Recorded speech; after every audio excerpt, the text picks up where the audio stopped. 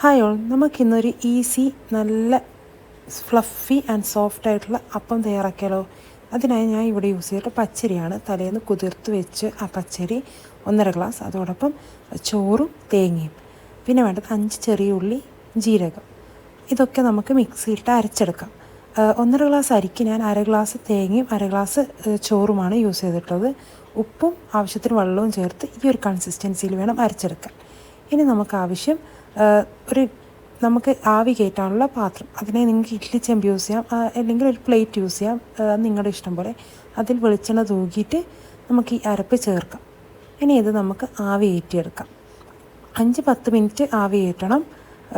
ആവി ഒന്ന് സെറ്റായതിന് ശേഷം ചൂടാറിയതിന് ശേഷം മാത്രം കട്ട് ചെയ്യുക. അതായിരിക്കും കുറച്ചുകൂടെ നല്ലത്. നമുക്കിവിടെ നോക്കാം, ആയിട്ടുണ്ട്. തണിഞ്ഞതിന് ശേഷം നമുക്കിത് കട്ട് ചെയ്തെടുക്കാം. നിങ്ങൾക്ക് ഇഷ്ടമുള്ള ആകൃതിയിൽ കട്ട് ചെയ്തെടുക്കാം. ഇവിടെ ഞാൻ ട്രയാങ്കിൾ ഷേപ്പിലേക്കാണ് കട്ട് ചെയ്തെടുക്കുന്നത്. അപ്പോൾ ഇവിടെ സോഫ്റ്റ് ആയിട്ടുള്ളൊരു അപ്പം റെഡി ആയിട്ടുണ്ട്. അപ്പോൾ എല്ലാവരും ട്രൈ ചെയ്യുക. Okay, bye, thank U.